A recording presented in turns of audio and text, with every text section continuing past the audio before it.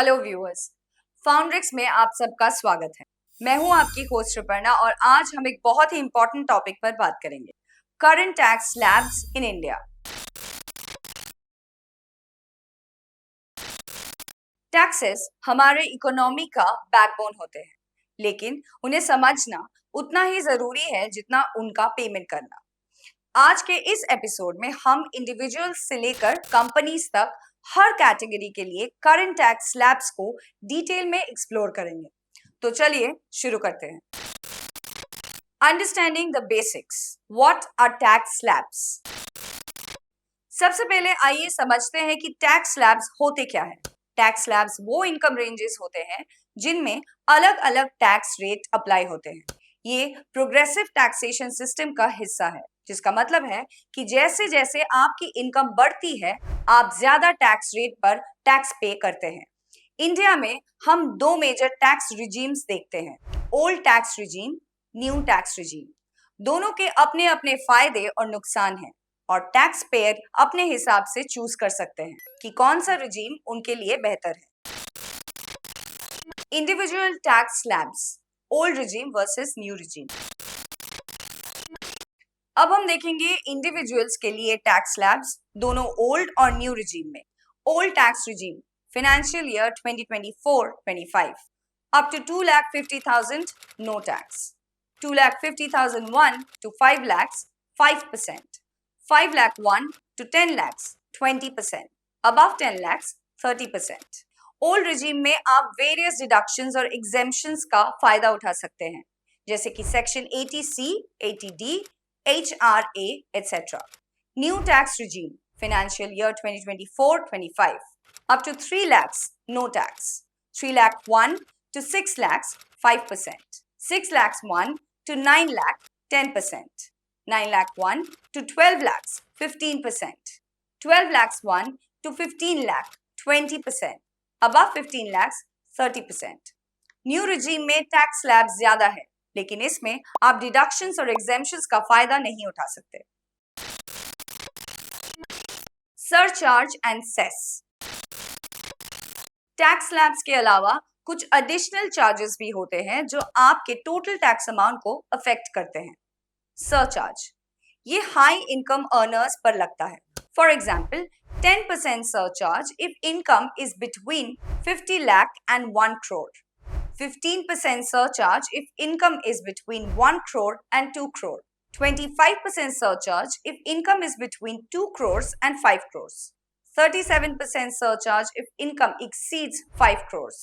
Health and education cess.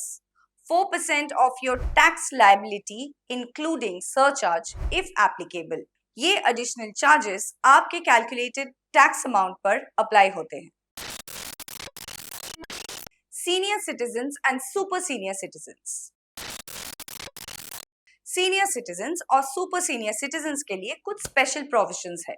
Senior citizens 60 to 80 years, basic exemption limit 3 lakh old regime. Super senior citizens above 80 years, basic exemption limit 5 lakh old regime. New tax regime में as based exemptions नहीं है, लेकिन overall lower tax rates का फायदा भी मिल सकता है। हफ and partnership firms. अब हम हिंदू अनडिवाइडेड फैमिली यानी कि हफ और पार्टनरशिप फर्म्स के टैक्स स्ट्रक्चर को समझेंगे। हफ को इंडिविजुअल्स की तरह ही टैक्स किया जाता है, वही टैक्स स्लैब्स अप्लाई होते हैं जो इंडिविजुअल्स पर लागू होते हैं। पार्टनरशिप फर्म्स को फ्लैट रेट पर टैक्स किया जाता है, 30% flat tax rate on the total income, surcharge 12% if total income exceeds 1 crore. Health and education cess 4% of tax plus surcharge. Domestic companies. Companies के लिए टैक्स स्ट्रक्चर थोड़ा अलग होता है। डोमेस्टिक कंपनीज के पास दो ऑप्शंस है। Old tax regime 30% tax rate for companies with turnover up to 400 crores. 22% tax rate if the company opts for not claiming any exemption or incentive. New tax regime, Section 115BAA. Flat 22% tax rate regardless of turnover. No exemption or incentives allowed. Surcharge 7% if total income exceeds 1 crore but doesn't exceed 10 crores. 12% if total income exceeds 10 crores. Health and education cess 4% of tax plus surcharge. Foreign companies के लिए tax structure इस प्रकार है. Flat tax rate of 40% on the total income. Surcharge 2% if total income exceeds 1 crore but doesn't exceed 10 crore. 5% if total income exceeds 10 crores. Health and education cess 4% of tax plus surcharge. Tax calculation examples. अब हम कुछ examples देखेंगे tax calculation के लिए. Example 1. Individual under new tax regime. Let's say Rahul's taxable income is 15 lakhs. Tax calculation. First 3 lakhs no tax. Next 3 lakhs 5% which is 15,000. Next 3 lakhs 10% which is 30,000. Next 3 lakhs 15% which is 45,000. Next 3 lakhs 20% which is 60,000. Remaining 15,000, 30% which is 4,500. Total tax 1,54,500 plus 4% cess which is equal to 1,60,680. Example 2. Domestic company under new regime, let's say ABC Limited, has a total income of rupees 5 crores. Tax calculation. Tax at 22% which is 1 crore 10 lakhs. Surcharge at 7% which is 7,70,000. Tax plus surcharge which is 1 crore 17,70,000. Health and education cess at 4% which is 4,70,800. Total tax 1 crore 22,40,800. Tax slabs for investors and traders including stock market, FD, mutual funds, real estate, etc. अब हम एक बहुत ही important topic पर बात करेंगे. Investors और traders के लिए टैक्स स्लैब्स. अगर आप stock market, fixed deposits, mutual funds या रियल एस्टेट में इन्वेस्ट करते हैं तो ये सेक्शन आपके लिए बहुत यूजफुल होगा. Stock market investments, equity shares, short term capital gains, SDCG, shares held for less than 1 year, taxed at 20% flat rate. Long-term capital gains, LTCG, shares held for more than 1 year. Gains up to rupees 1 lakh per year are tax-free. Gains above 1 lakh taxed at 12% without indexation. Intraday trading and F&O, considered as speculative business income, taxed as per the individual's applicable income tax slab rates. Fixed deposits, FDs. Interest earned on FDs is added to your total income, taxed as per the individual's applicable income tax slab rates. TDS of 10% if interest exceeds rupees 40,000 per year, rupees 50,000 for senior citizens. Mutual funds, equity mutual funds, STCG held for less than 1 year, tax at 20%. LTCG held for more than 1 year. Gains up to rupees 1 lakh per year are tax-free. Gains above rupees 1 lakh taxed at 12.5% without indexation. Debt mutual funds, STCG held for less than 3 years, added to income and taxed as per applicable slab. LTCG held for more than 3 years, taxed at 20% with indexation benefits. Real estate property sale, STCG held for less than 2 years, added to income and taxed as per applicable slab. LTCG held for more than 2 years, taxed at 20% with indexation benefits. Exemption available under Section 54 if reinvested in another property. Rental income added to total income and taxed as per applicable slab rates. Standard deductions of 30% available on the rental income. Dividends. Dividends from Indian companies are taxable in the hands of shareholders, added to the total income and taxed as per applicable slab rates. Company pays no dividend distribution tax.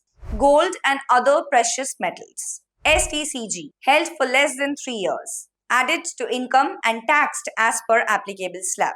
LTCG, held for more than 3 years, taxed at 20% with indexation benefits. याद रखिए, ये rates current financial year के लिए है और future में change हो सकते हैं। और हाँ, अगर आपकी total income basic exemption limit से कम है तो आपको कोई टैक्स नहीं देना होगा, चाहे इनकम का सोर्स कुछ भी हो। एक इंपॉर्टेंट बात, अगर आपकी एनुअल टर्नओवर 50 लाख से ज्यादा है फॉर बिजनेस या ग्रॉस रिसीट 10 लाख से ज्यादा है फॉर प्रोफेशन, तो आपको टैक्स ऑडिट करवाना मैंडेटरी होगा। इन्वेस्टमेंट से रिलेटेड टैक्सेस कॉम्प्लेक्स हो सकते हैं, इसीलिए एक क्वालिफाइड टैक्स प्रोफेशनल से कंसल्ट करना हमेशा अच्छा रहता है। वो आपको आपकी स्पेसिफिक सिचुएशन के हिसाब से बेस्ट एडवाइस दे सकता है। Choosing between old and new regime. अब सवाल ये उठता है कि कौन सा रिजीम चुनना चाहिए। ये डिसीजन आपकी पर्सनल फाइनेंशियल सिचुएशन पर डिपेंड करता है। कुछ पॉइंट्स को जो आपको कंसीडर करना चाहिए। Deductions and exemptions. अगर आप सिग्निफिकेंट डिडक्शंस क्लेम करते हैं, जैसे home loan interest, HRA, LTA, तो ओल्ड रिजीम बेटर हो सकता है। इन्वेस्टमेंट्स। अगर आप टैक्स सेविंग इन्वेस्टमेंट्स में ज्यादा इन्वेस्ट करते हैं तो ओल्ड रिजीम फायदेमंद हो सकता है। Simplicity. New regime relatively simple है क्योंकि इसमें कम पेपर वर्क और कैलकुलेशंस होते हैं। Income level. Higher income brackets में न्यू रिजीम के लोअर टैक्स रेट्स फायदेमंद हो सकते हैं। Future planning. अगर आप लॉन्ग टर्म में सोचते हैं तो ओल्ड रिजीम में टैक्स सेविंग इन्वेस्टमेंट्स आपको रिटायरमेंट प्लानिंग में हेल्प कर सकते हैं। याद रखिए, हर साल आप अपना रिजीम चेंज कर सकते हैं, लेकिन एक बार न्यू रिजीम चूज करने के बाद बिजनेस इनकम वाले इंडिविजुअल्स ओल्ड रिजीम में वापस नहीं जा सकते। Tax saving tips. अब मैं आपको कुछ टैक्स सेविंग टिप्स देना चाहूंगी। सही रिजीम चुनें। अपनी इनकम और इन्वेस्टमेंट के हिसाब से डिसाइड करें कि ओल्ड या न्यू रिजीम आपके लिए बेटर है। डिडक्शंस का फायदा उठाएं। अगर आप ओल्ड रिजीम में हैं तो section 80C, PPF, ELSS life insurance, 80D health insurance, 80TTA savings account interest जैसे डिडक्शंस का फुल यूज करें। Tax saving investments. Long term wealth creation के लिए PPF, NPS, ELSS फंड्स में इन्वेस्ट करें। Home loan. अगर आपके पास होम लोन है तो प्रिंसिपल रीपेमेंट सेक्शन 80C के अंदर और इंटरेस्ट पेमेंट सेक्शन 24 के अंडर क्लेम कर सकते हैं। ओल्ड रिजीम में HRA का ऑप्टिमल यूज। अगर आप रेंट पर रहते हैं तो HRA एग्जेम्पशन क्लेम करें। रेंट रिसीट और अग्रीमेंट रखना ना भूलें। Education loan. हायर एजुकेशन के लिए गए लोन पर इंटरेस्ट सेक्शन 80E के अंडर डिडक्टेबल है। Old regime. Donations. Charitable donation section 80G के अंडर टैक्स बेनिफिट दे सकते हैं। ओल्ड रिजीम में सीनियर सिटीजन्स के लिए special provisions. Senior citizens additional deductions claim कर सकते हैं, जैसे section 80TTB for interest income. Business expenses. अगर आप सेल्फ एम्प्लॉयड है तो all legitimate business expenses claim करें। Tax free bonds.